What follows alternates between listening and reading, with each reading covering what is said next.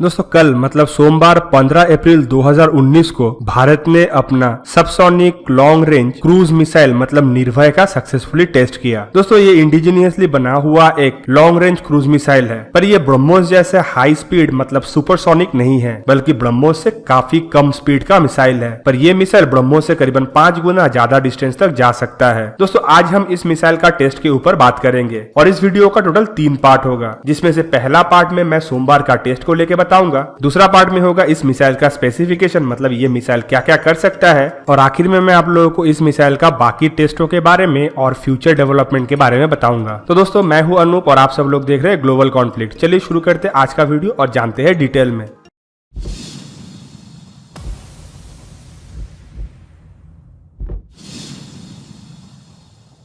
दोस्तों वीडियो शुरू करने से पहले आप लोगों का रिक्वेस्ट है कि जो लोग अभी तक मेरे चैनल को सब्सक्राइब नहीं किए वो लोग प्लीज सब्सक्राइब कर लीजिए, और जो लोग सब्सक्राइब कर चुके हैं उन लोगों को बहुत बहुत शुक्रिया। दोस्तों निर्भय भारत का बनाया हुआ एक subsonic long range cruise missile है। इसका रेंज करीबन 1500 किलोमीटर के आसपास है और इसका स्पीड मार्क 0.6 से लेके मार्क 0.7 के बीच में है, मतलब साउंड की स्पीड से कम है। पर दोस्तों इसके साथ ही साथ आप सबके मन में एक सवाल उठेगा कि भारत के पास तो ब्रह्मोस जैसे दुनिया का सबसे एडवांस मिसाइल है, तो भारत को निर्भय जैसा मिसाइल का क्यों जरूरत पड़ा। दोस्तों ब्रह्मोस एक सुपरसोनिक मिसाइल है और साथ ही साथ ये एक स्पीड की वजह से इस मिसाइल का वजन भी काफी ज्यादा है। दोस्तों माना यह जाता है कि ब्रह्मोस के आधा के वजन के बराबर निर्भय मिसाइल का वजन है, जबकि रेंज के मामले में ब्रह्मोस का रेंज काफी कम है। बेसिक ब्रह्मोस का रेंज है करीबन 300 किलोमीटर, जबकि इसका एक्सटेंडेड रेंज वर्जन का मिसाइल का रेंज बढ़ा के 600 किलोमीटर तक किया गया है। पर दोस्तों इतना काफी नहीं है, इंडिया को लॉन्ग रेंज मिसाइल का भी जरूरत है, और खाली लॉन्ग रेंज नहीं और रेंज के साथ साथ वो मिसाइल वजन में भी हल्का होना चाहिए। अभी तक इंडिया रशिया का बनाया हुआ कैलिबर मिसाइल को ऐसा मिसाइल के हिसाब से इस्तेमाल करता था, पर इंडिया जैसे कंट्री को और कितना साल दूसरे कंट्री के ऊपर इस टाइप का मिसाइल के लिए निर्भर करना चाहिए। दोस्तों इंडिया एक डेवलपिंग कंट्री है और साइंस के मामले में इंडिया काफी आगे जा चुका है, तो इस समय इंडिया को जरूरत है कि खुद का भी ऐसा एक मिसाइल हो, और उसी जरूरत को पूरा करने के लिए इंडिया द्वारा निर्भय मिसाइल का डेवलप किया गया है। दोस्तों कल सुबह का टेस्ट को देखे तो आपको पता चलेगा कि ये मिसाइल को एंटी शिप रोल में टेस्ट किया गया है। साथ ही साथ डीआरडीओ द्वारा इसका लो फ्लाइट ऑल्टीट्यूड में भी इसको फ्लाई करके टेस्ट किया गया है। दोस्तों कल का टेस्ट में ब्रह्मोस मिसाइल 10 मीटर से लेके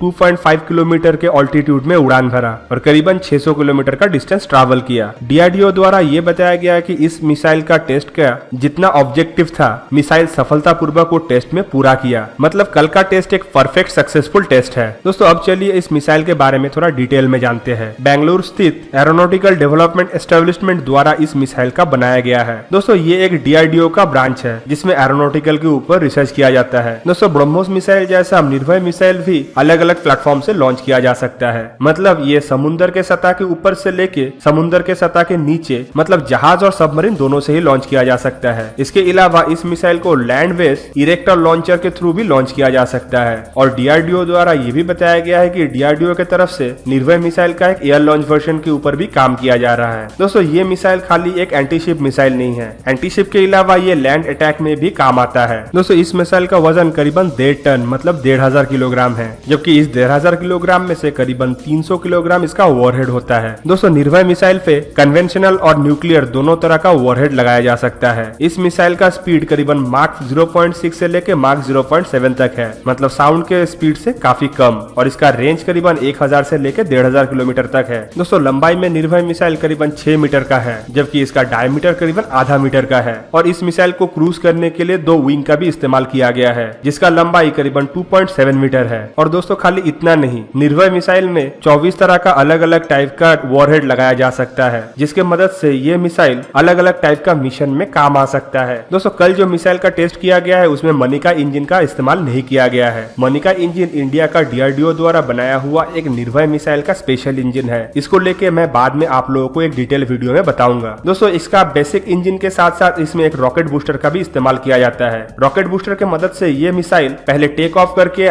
एक क्रूजिंग ऑल्टीट्यूड तक पहुंचता है, फिर वहां से रॉकेट बूस्टर इससे अलग हो जाता है, और फिर इसका टर्बोजेट इंजन के मदद से ये मिसाइल दोनों पंख को फैला के क्रूजिंग स्पीड में आगे बढ़ता है। दोस्तों इस मिसाइल में इंडिया का खुद का बनाया हुआ इंटरनल नेविगेशन सिस्टम के साथ साथ रिंग लेजर जायरोस्कोपिक सिस्टम भी लगाया गया है, जिसके मदद से ये मिसाइल अपना टारगेट को ढूंढता है और नेविगेट करता है। साथ ही साथ यही सिस्टम के द्वारा मिसाइल को कंट्रोल भी किया जाता है। साथ साथ ही साथ इस मिसाइल में इंटरनल नेविगेशन सिस्टम के साथ साथ जीपीएस सिस्टम भी इंक्लूडेड है। दोस्तों माना यह जा रहा है कि बाद में इसमें से जीपीएस सिस्टम को निकाल के भारत का खुद का जीपीएस सिस्टम मतलब रीजनल नेविगेशन सिस्टम को लगाया जाएगा। दोस्तों भारत द्वारा इस मिसाइल में जो गाइडेंस सिस्टम को लगाया गया है उसके माध्यम से ये मिसाइल बहुत सारा टारगेटों में से खुद का टारगेट चुन के उस पर स्पेसिफिकली हमला कर सकता है। दोस्तों ये तो था इस मिसाइल का स्पेसिफिकेशन। चलिए अब हम जानने का कोशिश करते हैं कि इससे पहले ये मिसाइल और कितना बार टेस्ट हो चुका है। दोस्तों कल का टेस्ट को देखें तो ये मिसाइल कल 6 नंबर बार टेस्ट हुआ, मतलब इससे पहले और 5 बार टेस्ट हो चुका है, जिसमें से कुछ में तो सफलतापूर्वक टेस्ट हुआ था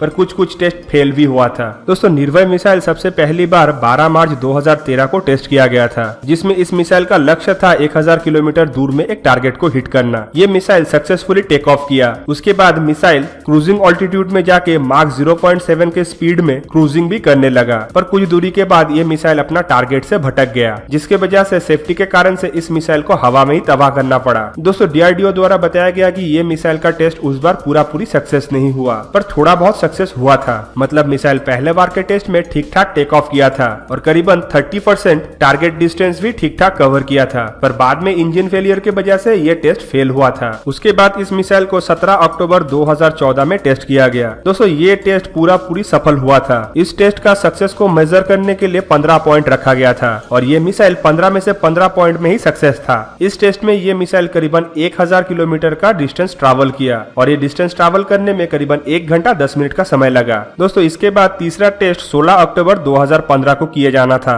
और इस टेस्ट में 4800 मीटर का ऑल्टीट्यूड से डाइव करके 20 मीटर का ऑल्टीट्यूड में मिसाइल को उड़ना था और करीबन 1000 किलोमीटर का डिस्टेंस को ट्रैवल करना था। दोस्तों ये टेस्ट भी पार्शियली सक्सेस हुआ था, मतलब मिसाइल सक्सेसफुली टेक ऑफ किया और उसके बाद डाइव करके करीबन 20 मीटर का ऑल्टीट्यूड तक पहुंचा। फिर करीबन 11 मिनट का उड़ान के बाद मतलब 128 किलोमीटर का ट्रैवल के बाद ये मिसाइल बे ऑफ बंगाल में क्रैश हो गया। दोस्तों ये टेस्ट फेलियर का भी रीजन था इसका इंजन, जिस वजह से डीआरडीओ द्वारा इसका मोनिका इंजन का डेवलपमेंट के बारे में सोचा गया। दोस्तों चौथा बार इस मिसाइल को 21 दिसंबर 2016 में टेस्ट किया गया था और ये टेस्ट भी फेल हुआ था। दोस्तों मीडिया रिपोर्ट के तहत इस टेस्ट में मिसाइल को सक्सेसफुली टेक ऑफ किया गया, पर टेक ऑफ के बाद ये मिसाइल एक तरफ झुकने लगा, जिस वजह से टेस्ट को बीच में ही रोकना पड़ा और मिसाइल को सेफ्टी कारण के वजह से हवा में ही बर्बाद करना पड़ा। और पांचवा टेस्ट हुआ 7 नवंबर 2017 को। दोस्तों ये टेस्ट सक्सेस था और ये टेस्ट में ये मिसाइल करीबन 684 किलोमीटर 50 मिनट समय में ट्रैवल किया। डीआरडीओ द्वारा बताया गया कि इस टेस्ट में मिसाइल सफलतापूर्वक अपना सारा पेरीमीटर को कवर किया था और ये सक्सेस होने के पीछे कारण था इसका इंजन। इस बार इस मिसाइल को टर्बोफैन इंजन के बदले में टर्बोजेट इंजन के माध्यम से उड़ाया गया था और पांचवा बार सक्सेसफुल टेस्ट होने के बाद इस बार इस मिसाइल को एंटी शिप रोल में टेस्ट किया गया, मतलब करीबन 10 मीटर का ऑल्टीट्यूड में इस मिसाइल को उड़ाया गया। दोस्तों इस ऑल्टीट्यूड को सी स्क्रीमिंग या फिर ट्री हाइट ऑल्टीट्यूड भी बोला जाता है। दोस्तों इस टाइप का टेस्ट में मिसाइल को कम से कम ऊंचाई में उड़ाया जाता है और कम ऊंचाई में उड़ाने के वजह से दुश्मन के रडार से ये मिसाइल छुप सकता है।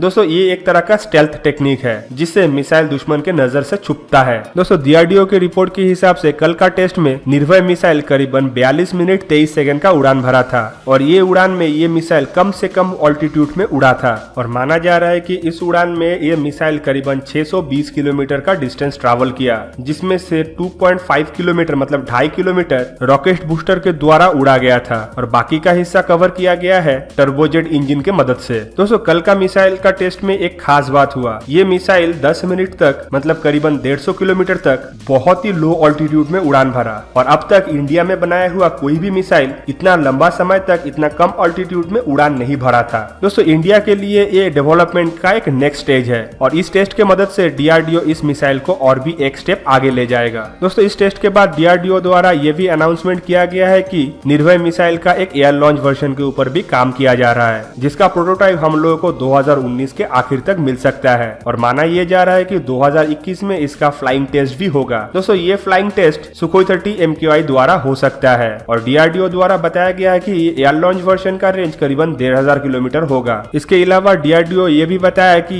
निर्भय मिसाइल के अलावा और एक smart stealth anti ship cruise missile के ऊपर काम किया जा रहा है, जो कि आकार में काफी छोटा होगा और उसका रेंज करीबन 350 किलोमीटर से लेकर 500 किलोमीटर के बीच में हो सकता है। दोस्तों ये मिसाइल पूरी स्टेल्थ मिसाइल होगा, जैसा कि फ्रांस का स्टॉर्म शैडो, और ये एक एंटी शिप और लैंड अटैक क्रूज मिसाइल होगा। इसके अलावा डीआरडीओ निर्भय मिसाइल का सबमरीन लॉन्च वर्जन के ऊपर भी काम करेगा। माना माना यह जा रहा है कि लैंड बेस्ड वर्जन पूरी सक्सेस होने के बाद इसी पे ही बेस करके सबमरीन लॉन्च वर्जन के ऊपर काम किया जाएगा, जिसमें पहले ग्राउंड बेस्ड कैनिस्टर लॉन्चिंग द्वारा टेस्ट किया जाएगा। तो दोस्तों ये था मेरा आज का वीडियो। आप लोगों को मेरा वीडियो कैसा लगा मुझे कमेंट के जरिए बताइए, और अगर वीडियो अच्छा लगा तो इसको लाइक कीजिए, अपने दोस्तों के साथ शेयर कीजिए, और मेरे चैनल को सब्सक्राइब करना मत भूलिएगा, और सब्सक्रिप्शन बटन के साइड में बना हुआ बेल आइकन को भी प्रेस कीजिए और मेरा वीडियो देखिए सबसे पहले। जय हिंद।